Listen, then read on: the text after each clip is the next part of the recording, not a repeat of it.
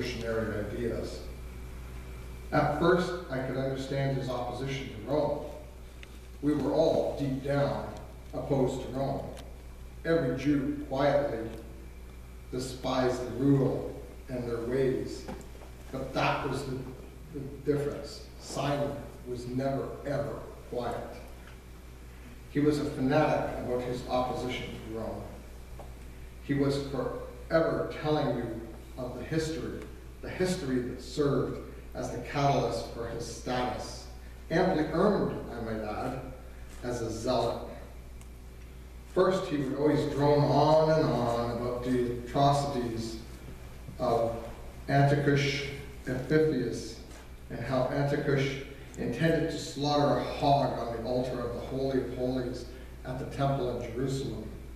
He always told the story as if he was the first to have ever heard it, or as if his repugnance was that of the entire Jewish race. Then, of course, we would hear about the Maccabees, the freedom fighters, and how Matthias spoke at the brink of death. And now, my children, be zealous for the law, and give your lives to the covenant of your fathers.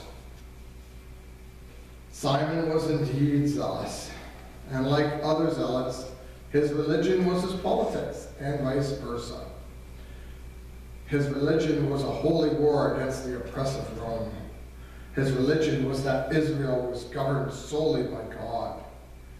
He would end this holy harangue with the saga of Masada about the Roman general Titus and how he was sent to Jerusalem to quell another of the myriad uprisings led by the Zealots, about how Titus went to Masada and there found the fortress built by Herod, 1,000 dead Zealots. To a man, they had taken their own lives rather than be captured by the hated Romans. Simon would say this last part with an intense earnestness and sincerity.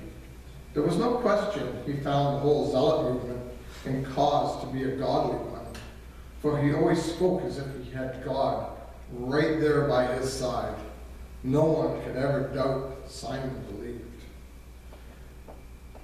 As you probably guessed by now, I was too mild, too middle of the road for my son.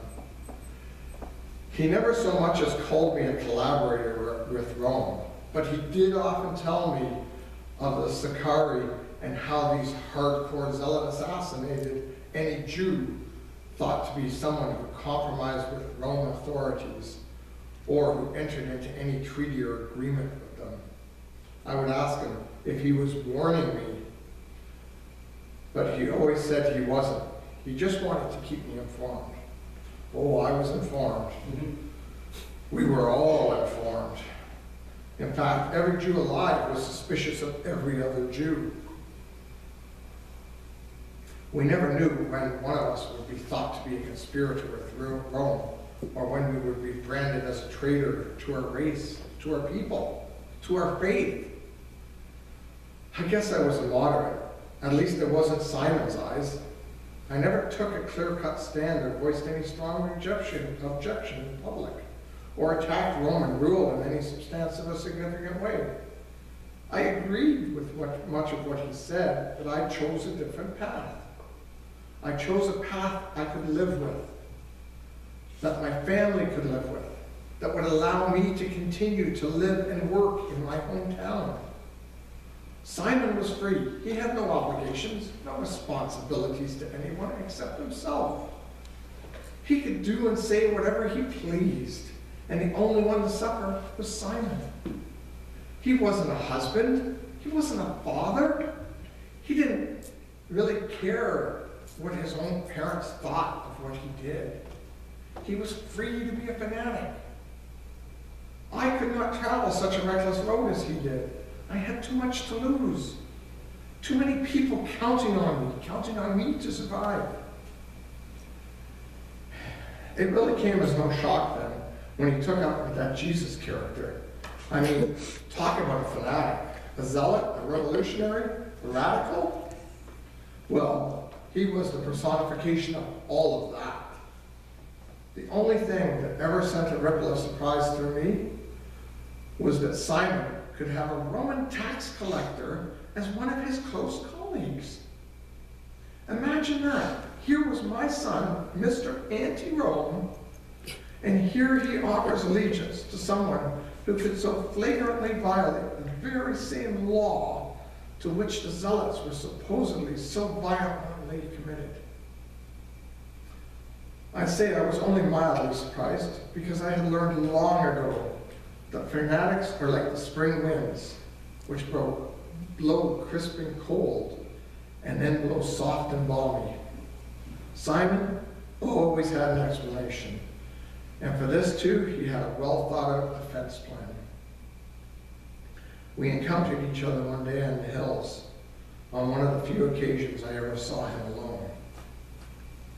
On that occasion, he said he now knew that the law and his anti-Roman zeal had been consumed by a wider, nobler, and more mature vision.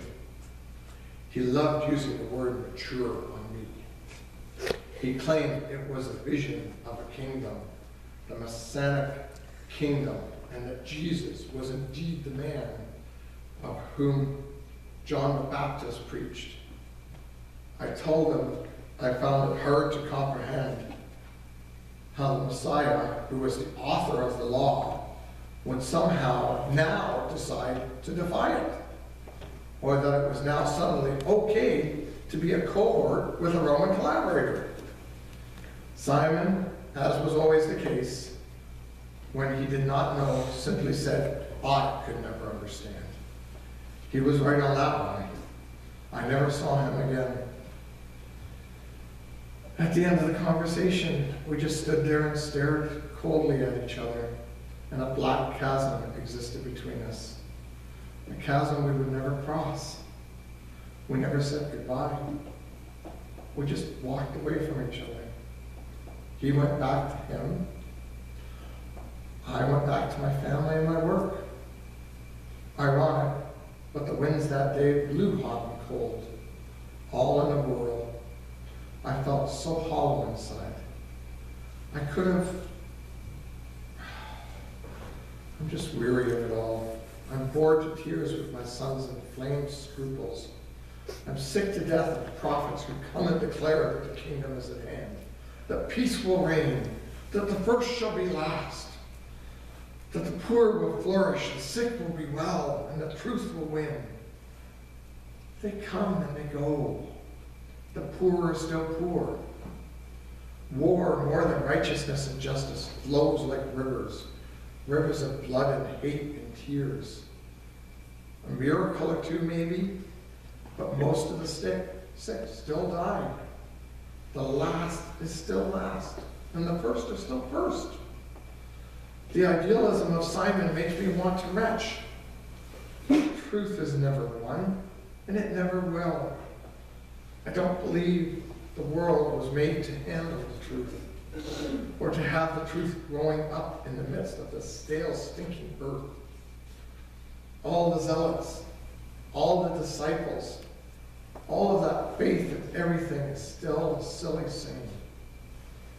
What a fitting tribute is the cross, the place where hope goes to die, the place where truth gets nailed up in anguish. The saddest part is that they now run around like lunatics, claiming he's alive. If he is, so what? Nothing ever changes. Really, if we were fools enough to even believe he was still around, what would it change? What difference would it make? I'm just weary of it all.